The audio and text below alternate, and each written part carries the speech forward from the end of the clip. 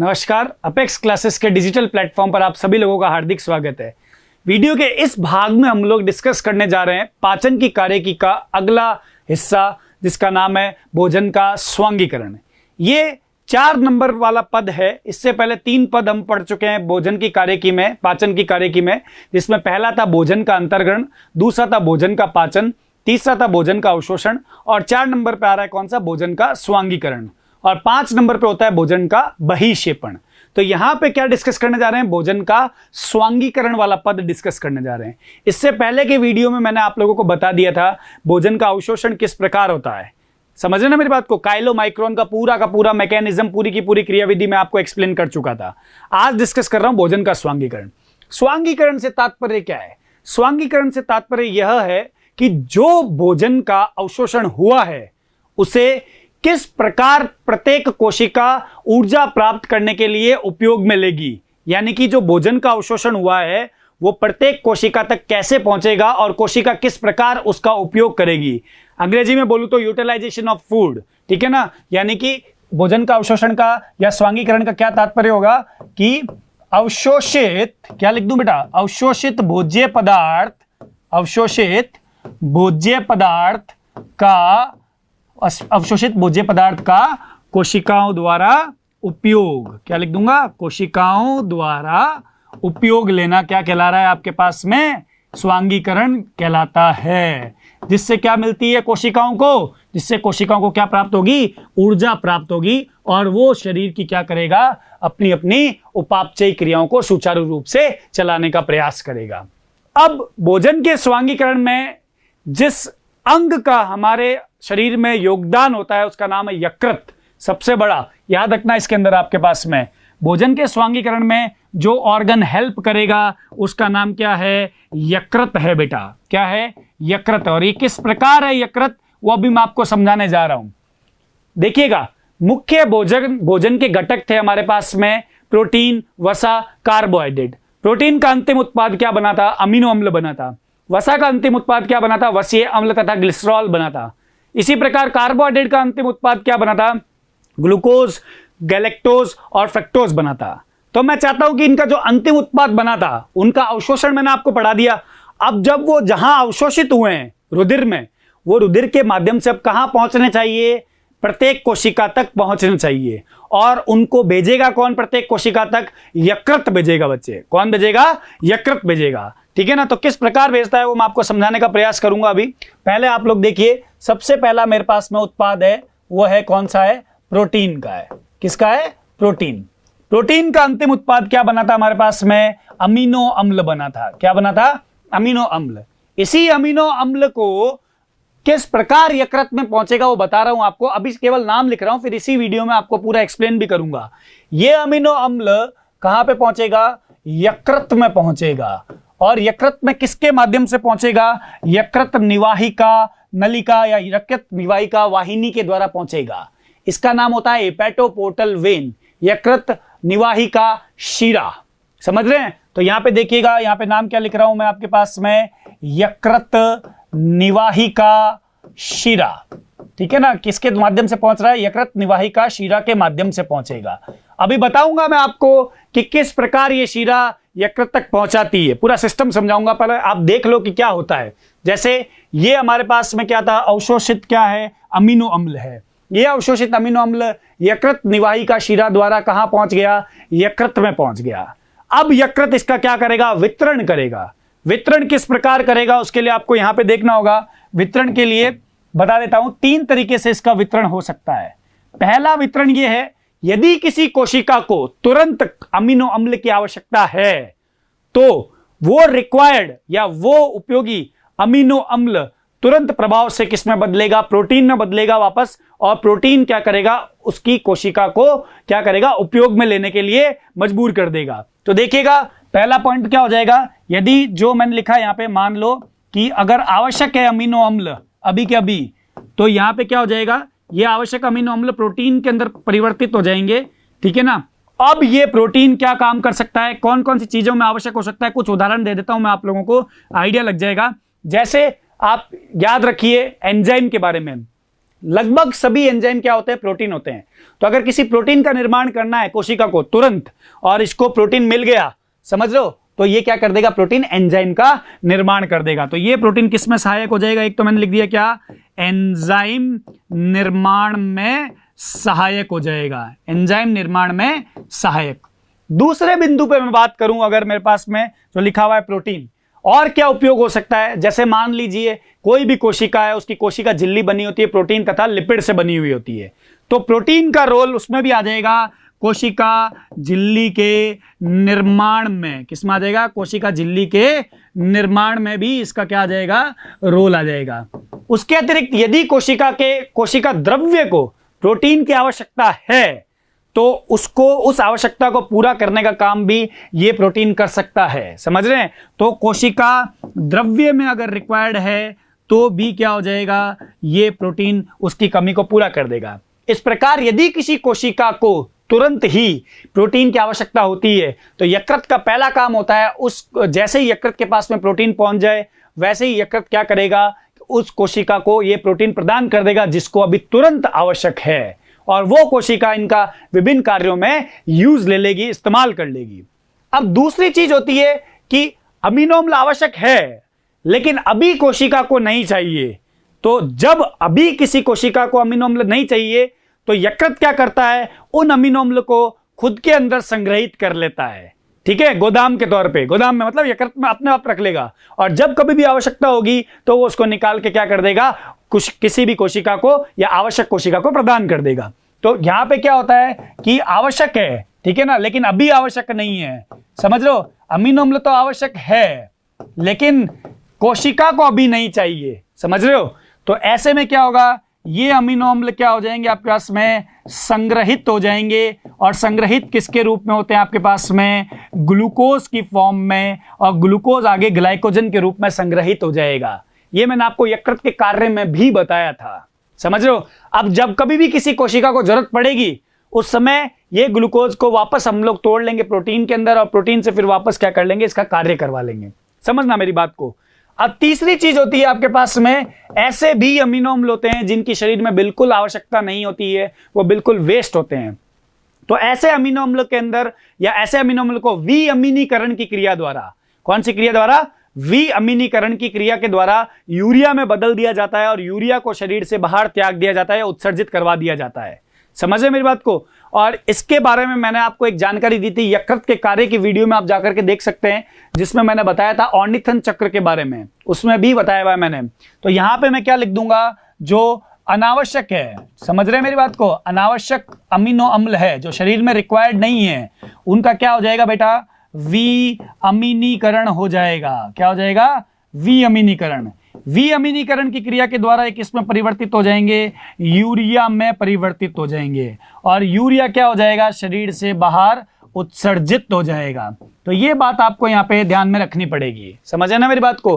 तो हुआ क्या, इसमें जो प्रोटीन आपने खाया था वो आपकी बॉडी के अंदर अमीनो अम्ल में टूट गया, ये अमीनो अम्ल क्या हो गया, ये अमीनो अम्ल संग्रहित हो रहा है, ये अमीनो अम्ल का क्या हो रहा है, आपके पास में अवशोषण हुआ। अवशोषण होने के बाद में ये अमीनो अम्ल यकृत निवाहिका शिरा द्वारा यकृत में पहुंच जाएगा, और ये यकृत आवश्यकता अनुसार इसको क्या कर देगा, वितरित कर देगा। तो कुल मिला के ये मेन कार्य किसका हुआ, यकृत का हुआ। ये याद रखना आप लोग, स्वांगीकरण में सबसे मेन ऑर्गन कौन है, यकृत है। अब मैं दूसरे की बात कर लेता हूं, जो 2 नंबर पे मैं बात कर लेता हूं यहाँ पे, वो है कार्बोहाइड्रेट।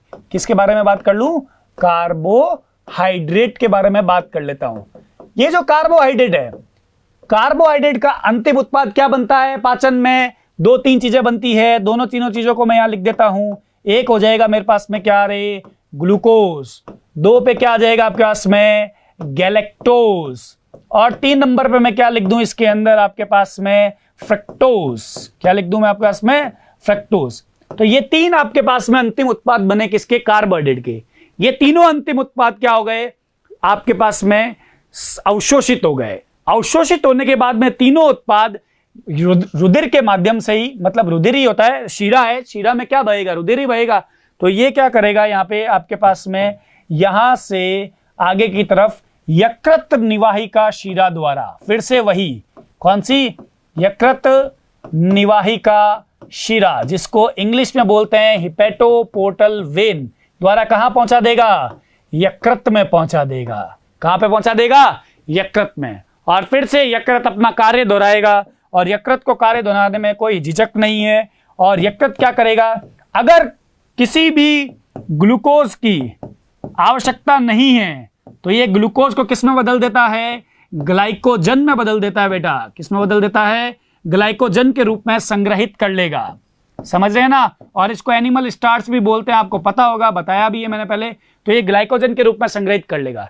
लेकिन यदि अभी हैंड टू हैंड ग्लूकोज की आवश्यकता है कि उसको ग्लाइकोजन में परिवर्तित करना जरूरी नहीं है, क्योंकि अभी शरीर मांग रहा है ग्लूकोज, तो उस समय पे क्या होगा आपके पास में? ये जो ग्लूकोज है वो क्या करेगा? हमारे शरीर की कोशिका को क्या करेगा? ऊर्जा प्रदान करेगा एटीपी के रूप में। समझे ना मेरी बात को? तो ये दो फंडे होते हैं किसमें? ग्लूकोज यानी कि कार्बोहाइड्रेट के स्वांगीकरण में, कि किस प्रकार कोशिकाएं इसको उपयोग ले सकती हैं। इसी बात ही मैं अगली बात कर लेता हूं 3 नंबर पे, वसा के बारे में। वसा जो मैं लिख रहा हूं यहां पे, वसा के अंदर जो उत्पाद या अंतिम उत्पाद बना था वसा का, वो था आपके पास में कौन? वसीय अम्ल। और साथ ही साथ कौन था एक आपके पास में? ग्लिसरॉल। क्या था आपके पास में? ग्लिसरॉल था। वसीय अम्ल और ग्लिसरॉल। ये वसीय अम्ल और ग्लिसरॉल भी क्या करेंगे?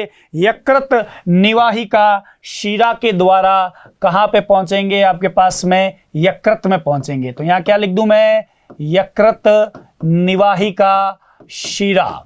अभी आपको समझ में आएगा कि ये किस प्रकार लेके जाती है यकृत निवाहिका शिरा, क्यों बोला हुआ हमने इसको निवाहिका, वो सब मैं आपको समझाऊंगा। तो ये कहां छोड़ देगी इसको? ले जाकर के यकृत में। अब यकृत क्या करेगा? इसका फिर से डिस्ट्रीब्यूशन कर देगा, इसको वितरित कर देगा।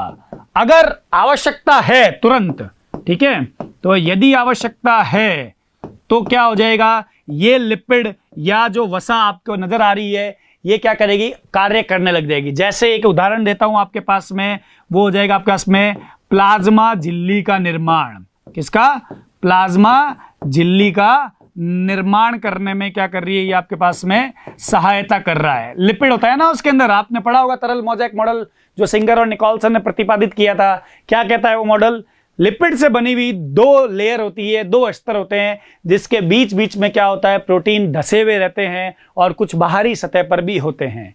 तो प्लाज्मा झिल्ली के निर्माण में वसा का योगदान है। यदि सेल को आवश्यकता है हैंड टू हैंड वसा के उपयोग के लिए, तो वो उपयोग कर लेगी। यदि वसा की अभी आवश्यकता नहीं है कोशिका को, तो ये वसा यकृत में वसीय उत्तक के रूप में क्या हो जाएगी? आपके पास में स्टोर हो जाएगी, संग्रहित हो जाएगी। तो किस तौर पे संग्रहित होगी ये वसा आपके पास में? यदि आवश्यक नहीं है तो संग्रहित होगी वसीय उत्तक। और वसीय उत्तक का दूसरा नाम होता है एडिपोज टिश्यू या एडिपोज उत्तक। ये याद रखिएगा, एडिपोज उत्तक बोलते हैं वसीय उत्तक को ही। तो यदि आवश्यकता नहीं है तो यकृत के अंदर ये वसा ही क्या होती है? एडिपोज उत्तक के रूप में संग्रहित होती जाती है। इसलिए कहते हैं जब खाते हैं हम लोग तो चर्बी को बर्न करना जरूरी होता है, मतलब उसको यूज करना जरूरी होता है। अगर यूज नहीं करोगे आप तो वो यकृत के अंदर क्या हो जाएगी? संग्रहित होती जाएगी, जिससे यकृत का आकार भी बढ़ सकता है। समझ रहे हो? तो ये बात आप ध्यान रखिएगा। यकृत में पुनरुद्भवन की प्रवृत्ति पाई जाती है, तो यकृत रीजनरेट हो सकता है, मतलब अपने आकार को बढ़ा सकता है। यही बात मैं आपको समझाना चाह रहा हूं। तो ये 3 मुख्य रूप से मैंने आपको बताया। क्या बताया 3 मुख्य रूप से? ये बताया मैंने आपको 3 मुख्य रूप से कि किस प्रकार कार्बोहाइड्रेट, प्रोटीन तथा वसा का क्या होता है कि स्वांगीकरण की प्रक्रिया होती है। अब मैं आपको बताना चाह रहा हूं यकृत निवाहिका तंत्र क्या होता है। जो आप पढ़ते आ रहे हैं कि यकृत निवाहिका शिरा, यकृत निवाहिका शिरा, सर हमको बताओ तो सही यकृत निवाहिका शिरा होती क्या है। तो आपको बता रहा हूं अब यकृत निवाहिका तंत्र पूरा आप लोग देखिएगा। जो नॉर्मली हम लोग पहले बात करता हूं मैं आपके पास में रुधिर परिसंचरण। रुधिर परिसंचरण जो 10वीं कक्षा के अंदर भी आता है आपके पास में, कि रुधिर का परिसंचरण किस प्रकार होता है हृदय के माध्यम से, उसको समझाने के लिए मैं आपके पास में क्या करता हूं कि एक यहां पे आपके पास में जो है वो एक गोला बना देता हूं, ठीक है ना, जिससे आपको और आइडिया लग जाएगा। जैसे मान लीजिए मैंने यहाँ पे आपके पास में एक इसको शिफ्ट कर दिया। यहाँ पे क्यों बनाया मैंने यहाँ पे आपके पास में? एक कारण है इसका।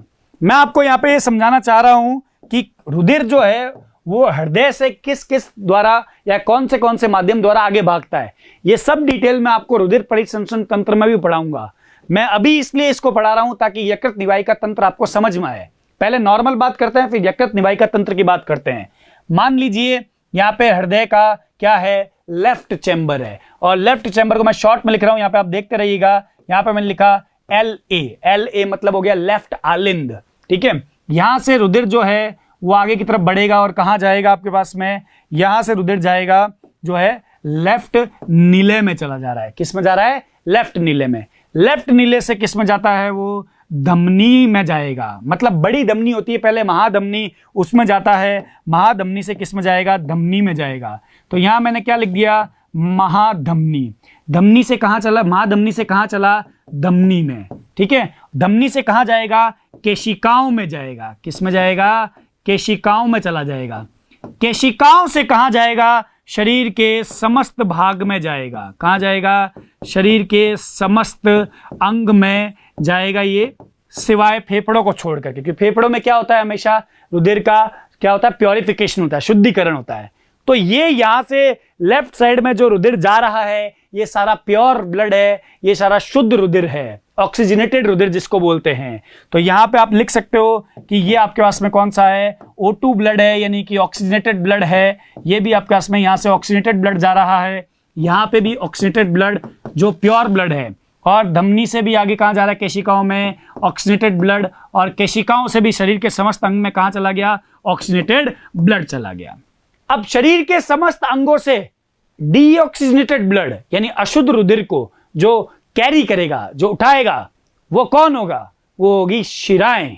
कौन होगी, शिराएं। तो यहां पे भी आपके पास में पहले आपके पास में क्या रहेगा, देखिएगा जरा, यहां से शरीर का समस्त अंग आ गया। अब यहां से हम कलर चेंज कर देते हैं इसका, और यहां से देखिएगा शिराएं कौन ले रही है, पहले तो केशिकाएं आएगी। ठीक है, केशिकाएं ही होगी। ये केशिकाएं क्या करेगी, रुधिर को, अशुद्ध रुधिर को शिरा में डाल देगी। शिरा से कहां जाएगा, महाशिरा में जाएगा। महाशिरा इसको कहां ले जाके छोड़ेगी, राइट साइड के आलिंद में। राइट साइड का जो आलिंद है, जो यहां पे लाइन पे लिख देता हूं मैं, यहां पे राइट आलिंद। राइट आलिंद से कहां जाएगा, राइट नीले में जाएगा। राइट नीले से इसको कौन कैरी करेगा, राइट नीले से इसको कैरी करेगा आपके पास में जो होगा वो होगी पल्मोनरी यानी फुफ्फुसीय धमनी। कौन सी, फुफ्फुसीय धमनी यानी पल्मोनरी आर्टरी। ये पल्मोनरी आर्टरी यानी फुफ्फुसीय धमनी इस अशुद्ध रुधिर को कहां ले जाके छोड़ेगी, फेफड़े में ले जाके छोड़ेगी। ठीक है, फेफड़ा इसको शुद्ध कर देगा, और शुद्ध करने के बाद में फुफ्फुसीय शिरा के माध्यम से वापस कहां आ जाएगी, वापस लेफ्ट आलिंद के अंदर आ जाएगा। किस में आ जाएगा, लेफ्ट आलिंद में। तो इधर की ओर जो चल रहा है आपके पास में, जिसके बारे में बता रहा हूं, वो है CO2 ब्लड। CO2 ब्लड का मतलब होता है अशुद्ध रक्त। कौन सा होता है, अशुद्ध रक्त। ये बात आपको यहाँ पे दिमाग में रखनी होगी। ये सारा यहाँ पे CO2 ब्लड वाला जा रहा है, और ये यहाँ से CO2 ब्लड वाला गया, और फेफड़ों ने इसको शुद्ध करके वापस किस में कन्वर्ट कर दिया, शुद्ध रक्त में कन्वर्ट कर दिया। और शुद्ध रक्त वापस कहां आ गया आपके पास में, लेफ्ट आलिंद के अंदर आ गया। यह सामान्य रूप से परिसंचरण होता है रुधिर का। अब यकृत निवाहिका में और इसमें क्या अंतर होगा वो मैं आपको समझाने जा रहा हूं। अब मैं बताता हूं यकृत निवाहिका तंत्र के अंदर क्या होगा, वो देखना है आपको। तो यकृत निवाहिका तंत्र को समझाने के लिए मैं फिर से यहां पे आपके पास में एक गोला समझाऊंगा। गोला बना देता हूं, यहां पे देखिएगा यकृत निवाहिका तंत्र। बहुत ही ध्यान से समझिएगा, इसमें कंपटीशन में भी क्वेश्चन आया हुआ है बहुत बार। ठीक है ना, तो यहां पे देखिए एक गोले को हम लोग यहां पे बना लेते हैं कुछ इस तरीके से। तो देखिए ये हमने यहां पे ड्रॉ कर दिया। अब आपको यहां पे बता देता हूं कि क्या चीज चलेगी और कैसे चलेगा। सेम वैसे का वैसे स्टार्ट करो जैसे हमने अभी पीछे की तरफ लिखा था। यहां से लिखते हैं हम लोग। यहां पे हमारे पास में क्या है, लेफ्ट आलिंद। लेफ्ट आलिंद से रुधिर किस में जाता है, लेफ्ट नीले में। और अब मैं बता चुका हूं आपको कि कौन सा रुधिर होता है, ये शुद्ध रुधिर होता है। अब लेफ्ट आलिंद से लेफ्ट नीले, लेफ्ट नीले से किस में जाएगा, महाधमनी, महाधमनी से धमनी, और धमनी से केशिकाओं में जाएगा। मैं डायरेक्ट लिख देता हूं यहां पे बेटा, यहां पे मैंने लिख दिया धमनी। ठीक है, ऐसे घबराना नहीं, धमनी महाधमनी दोनों साथ में लिख देता हूं। ठीक है, पहले किस में जाएगा, महाधमनी, महाधमनी से धमनी में चला जाएगा। फिर किस में जाएगा, केशिका में जाएगा। किस में जाएगा, केशिकाओं में जाएगा। और केशिकाओं के माध्यम से कहां जाएगा, शरीर के समस्त अंग में। यहां से ध्यान लगाइएगा, बहुत इंपॉर्टेंट चीज है। ठीक है, ये मैंने लिख दिया यहां पे शरीर के समस्त अंग। तो देखिए शरीर के समस्त अंग में कौन सा रुधिर सप्लाई हो रहा है? Pure blood. लेकिन शरीर के समस्त अंग में एक अंग छोटी आंत भी होता है ना। तो यहां पे हम लोग, आप ऐसा समझो कि समस्त अंग तो है ही है, लेकिन छोटी आंत पे यहां पे ज्यादा फोकस करना हमको, ठीक है। तो यहां पे मैं एक बात लिख देता हूं, क्या? छोटी आंत। अब होगा क्या? अब होता यह है बेटा यहां पे कि यहां से ये केशिकाएं जो है वो रुधिर को कहां छोड़ रही है? छोटी आंत में छोड़ रही है। कौन सा रुधिर बेटा? प्योर ब्लड को। समझ रहे हो? और आपको पता है कि यहां पे आगे क्या आएगा आपके पास में? शीरा आती है। क्या आती है? शीरा। तो मैंने यहां पे क्या लिखा? शीरा। शीरा क्या करेगी? शीरा यहां से समस्त अंग से अशुद्ध रुधिर को क्या करेगी? उठाएगी। समझ लो, अशुद्ध रुधिर को यहां से शरीर के समस्त अंग, जिसमें एक अंग छोटी आंत भी है, उससे क्या करेगी? सारा का सारा अशुद्ध रुधिर उठाएगी। तो बता देते हैं आपको कि यहां से सारा अशुद्ध रुधिर जो है वो किस में जा रहा है? शीरा के अंदर जा रहा है। अब समझने वाली बात सबसे इंपॉर्टेंट, CO2 ब्लड तो जा ही जाए, लेकिन छोटी आंत के अंदर जो जितना भी खाना अवशोषित हुआ, जैसा अभी मैंने आपको बताया था, अमीनो अम्ल, ग्लूकोज, गैलेक्टोज, फ्रक्टोज, ये सब जितना भी अवशोषित हुआ भोजन है, ये सारा अवशोषित हुआ भोजन भी क्या होता है? इस शीरा में चला जाता है। यानी कि यहां पे आपके पास में इसके अंदर साथ ही साथ में छोटी आंत के माध्यम से क्या जा रहा है? अवशोषित भोज्य पदार्थ। समझो मेरी बात को, कहां जा रहा है? अवशोषित भोज्य पदार्थ। ये यहां पे क्या हो जाएगा आपके पास में? इधर चला जाएगा। कहां पे? शीरा में। अब ये जो शीरा में जाता है, जिसमें CO2 वाला ब्लड भी है और अवशोषित भोज्य पदार्थ भी है, ये कोई साधारण शीरा नहीं होती है। इस शीरा का नाम होता है यकृत निवाहिका शीरा। कौन सी होती है? यकृत निवाहिका शीरा। क्यों दिया हमने इसका नाम? क्योंकि हम लोगों ने पीछे की तरफ तो कहा था कि जो शीरा होगी वो कहां ले जाके छोड़ेगी इस ब्लड को? कहां पे छोड़ेगी? राइट आलिंद और राइट नीले के अंदर, मतलब हृदय में ले जाकर छोड़ेगी। लेकिन यहां पे हमारे पास में क्या नाम है? यकृत निवाहिका शीरा। यकृत निवाहिका शीरा का क्या कार्य होता है कि पहले इस इम्प्योर ब्लड को क्या कर रही है? अवशोषित भोज्य पदार्थ के साथ में कहां लेके जाएगी? वापस यकृत के पास में लेके जाएगी। कहां लेके जाएगी? यकृत के पास में। तो यहां पे मैं क्या लिख दूं कि ये सारा का सारा जो मसाला है वो कहां पहुंच रहा है? यकृत के पास में लेकर के जा रही है। ये क्या क्या चीजें लेके जा रही है? CO2 वाला ब्लड भी और अवशोषित भोज्य पदार्थ भी। अब यकृत से आगे सामान्य क्या होता है? बॉडी की यानी शरीर की क्या होती है? शिराएं निकलती है। ये शिरा क्या करती है? यकृत से केवल और केवल ब्लड को उठाएगी। कौन सा? अशुद्ध रक्त को। यानी कि यकृत से जो है वो यहां पे अशुद्ध रक्त है, वो आगे अन्य सामान्य शिराओं में चला जाएगा। लेकिन यकृत ने अपने पास में क्या रख लिया? ये अवशोषित भोज्य पदार्थ को अपने पास रख लिया। यानी कि ये अपने पास में किसको रख लेगा? अवशोषित भोज्य पदार्थ को यहीं उतार लेगा और रुधिर को क्या कर देगा? आगे भेज देगा। तो यहां से क्या हुआ? यकृत के पास में रह गया अवशोषित भोज्य पदार्थ और जो भी इम्प्योर ब्लड था वो शीरा में भेज दिया। अब ये शीरा आगे की तरफ इसको कहां लेकर के जाएगी? राइट आलिंद में, राइट आलिंद से राइट नीले के अंदर, और राइट नीले से आगे कहां जाएगा? आपको पता है फुफ्फुसीय धमनी। फुफ्फुसीय धमनी से कहां जाएगा? फेफड़े में, और फेफड़े से कहां इसको शुद्धिकरण करके वापस कौन उठाएगा? फुफ्फुसीय शीरा, और इसको ले जाके कहां छोड़ देगी? वापस लेफ्ट साइड के आलिंद के अंदर छोड़ देगी। तो हुआ क्या यहां पे? हुआ ये कि एक स्पेशल चीज या एक अलग से चीज इसके अंदर आ गई, जिसका नाम क्या है? यकृत निवाहिका शीरा। इस शीरा ने क्या किया? इस शीरा ने, देखना बड़ा जबरदस्त चीज है, इस शीरा ने शरीर के समस्त अंग, जिसमें से एक मुख्य अंग छोटी आंत है, इसमें जितना भी अवशोषित हुआ भोज्य पदार्थ पड़ा था, वो अवशोषित हुआ भोज्य पदार्थ रुधिर के साथ में अपने अंदर ले लिया। समझ रहे हैं? और इसने क्या किया कि रुधिर को वहां पे, कहां पे? हृदय में सप्लाई करने की बजाय इसने कहां पे सप्लाई किया? पहले यकृत में। यकृत ने क्या किया? अवशोषित भोज्य पदार्थ को अपने पास में उतार लिया, और अवशोषित भोज्य पदार्थ को अपने पास में उतार के ब्लड को आगे वाली शीरा में ट्रांसफर कर दिया, और उस शीरा ने उस अशुद्ध रक्त को कहां भेज दिया? वापस हृदय के अंदर भेज दिया। हृदय ने इसको शुद्धिकरण के लिए कहां पे भेज दिया, फेफड़े के अंदर भेज दिया, और फेफड़े ने शुद्धिकरण करके वापस इसको कहां भेज दिया, लेफ्ट साइड के आलिंद में भेज दिया। मेरी बात समझ में आई ना। अब बात यहां पे ये आती है मुख्य रूप से कि सर ये क्यों जरूरत पड़ी, जब हृदय है, हृदय ही डिस्ट्रीब्यूट कर देता, यकृत ने क्यों? मैं बताता हूं आपको। देखो, अगर मैं कह देता हूं यहां पे कि ये यकृत निवाहिका शिरा और ये सब कुछ नहीं है, देखो यहां से जो मैं आपको बता रहा हूं, मान लो कि ये सब कुछ भी नहीं है, ठीक है, ये चीज है ही नहीं, तो यहां से जो अशुद्ध रक्त है, CO2 वाला रक्त, और जो अवशोषित भोज्य पदार्थ है, ये दोनों किस में चले जाएंगे, डायरेक्ट शिरा में जाएंगे। किस में जाएंगे? डायरेक्ट किस में जा रहे हैं? शिरा के अंदर चले जाएंगे। और ये शिरा क्या करेगी, इस अशुद्ध रक्त के साथ में इस अवशोषित भोज्य पदार्थ को भी कहां भेज देगी? हृदय में भेज देगी।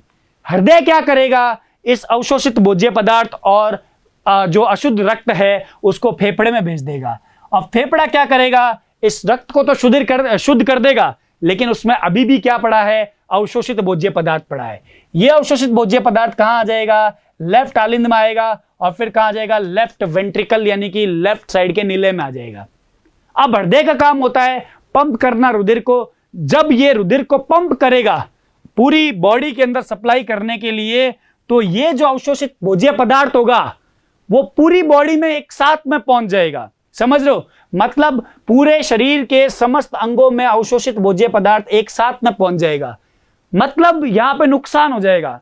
क्या नुकसान हो जाएगा कि जिस किसी भी अंग में यदि अमीनो अम्ल की आवश्यकता ही नहीं है, अभी मान लो ग्लूकोज की आवश्यकता ही नहीं है अभी, फिर भी पहुंच गया, तो वो चीज क्या हो जाएगी, वहां पे वेस्ट हो जाएगी।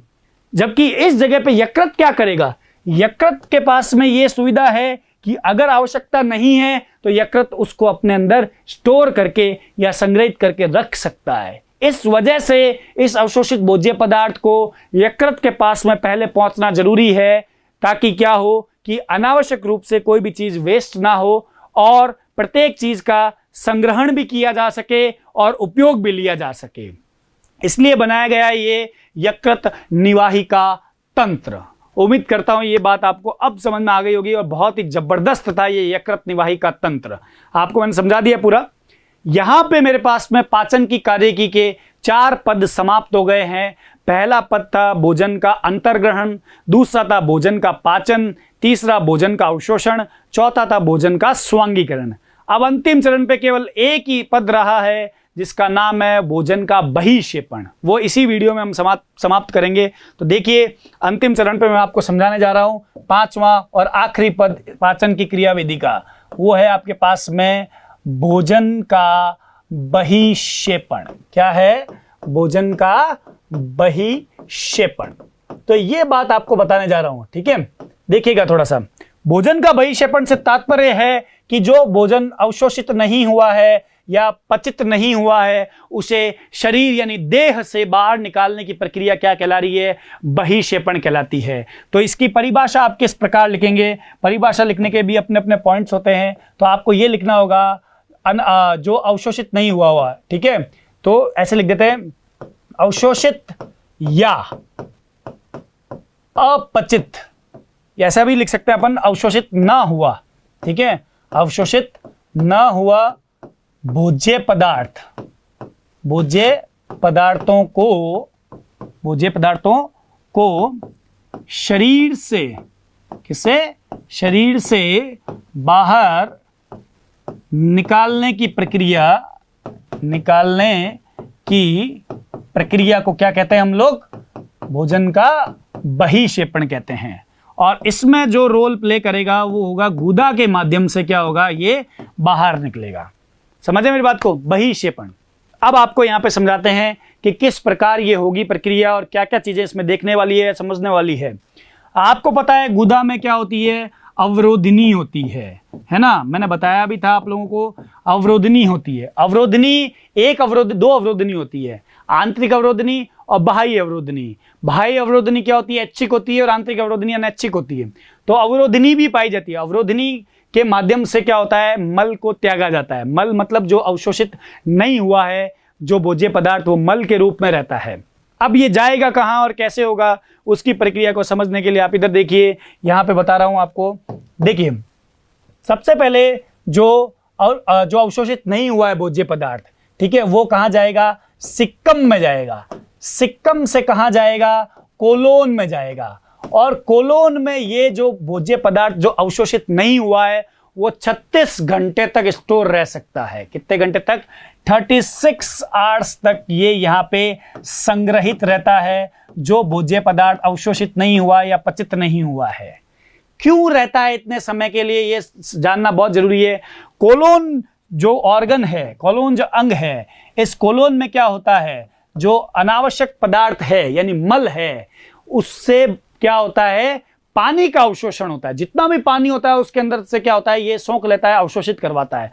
तो पानी का जो अवशोषण है, जो यहां पे लिख रहा हूं, पानी का अवशोषण जो है वो कहां पे हो रहा है आपके पास में? कोलोन के अंदर हो रहा है। कहां पे हो रहा है? कोलोन में हो रहा है। अब अगर यहां पे मल ज्यादा देर तक रहा तो पानी का अवशोषण ज्यादा हो जाएगा और मल क्या हो जाएगा? कठोर होने लग जाएगा, जिसको कहते हैं कब्जी होना। और अगर यहां पे कोलोन में जो मल है, जो अपचित भोज्य पदार्थ है, वो कम समय तक रहता है तो पानी का अवशोषण पूर्ण रूप से नहीं हो पाता है, जिसकी वजह से क्या होता है? दस्तें लगती है। तो ये दोनों चीजें होती है इसके अंदर कि अगर पानी का अवशोषण आवश्यकता से ज्यादा हो गया तो जिसकी वजह से क्या हो सकता है? कॉन्स्टिपेशन हो सकता है। कॉन्स्टिपेशन मतलब कब्जी हो सकती है, क्योंकि पानी ज्यादा अवशोषित हो जाएगा तो मल कठोर हो जाएगा। और अगर यहाँ पे पानी का अवशोषण कम हुआ तो क्या हो जाएगा आपके पास में? यहाँ पे कॉन्स्टिपेशन नहीं होगा, डायरिया हो जाएगा। डायरिया मतलब दस्ते लगने लग जाएगी, ठीक है ना? क्या हो जाएगा? डायरिया हो जाएगा। और क्या इसको क्या बोलते हैं? दस्ते लगना। तो ये चीजें भी यहाँ पे संभव है। और ऐसा तभी होता है, ज्यादा और कम तब होता है जब कोई ना कोई क्या हो कि डिसऑर्डर हो या कुछ ना कुछ रोग से संबंधित समस्या हो या डिस्टर्बेंस हुआ हो डाइजेस्टिव सिस्टम में, पाचन तंत्र में, तो ये चीज संभव है। अब यहां से कोलोन से जो है, कोलोन में ये काम हो गया। कोलोन से जो मल है वो कहां आ जाता है? मलाशय में आ जाता है। मलेशिया नहीं रहे, फिर से बोल रहा हूं, मलाशय में आ जाएगा। मलाशय में मल जो है वो अस्थायी रूप से संग्रहित रह सकता है। अस्थायी रूप से संग्रहित रह सकता है। समझे मेरी बात को? संग्रहित रह सकता है। कब तक संग्रहित रहेगा? जब तक मलाशय की पेशियां जो है मल को त्यागने का संकेत ब्रेन तक ना भेज दे, मस्तिष्क तक ना भेज दे।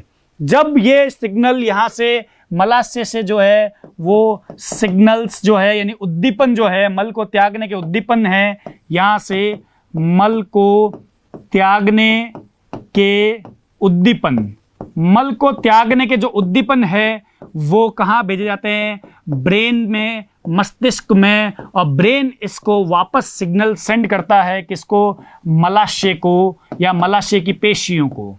समझ रहे हैं? तो ये ध्यान रखिएगा, मलाशय की पेशियों को क्या करता है? ये सिग्नल सेंड करता है वापस, और जिसकी वजह से क्या होता है? गुदा की अवरोधनी खुलती है और गुदा के माध्यम से क्या होता है? मल बाहर त्यागा जाता है।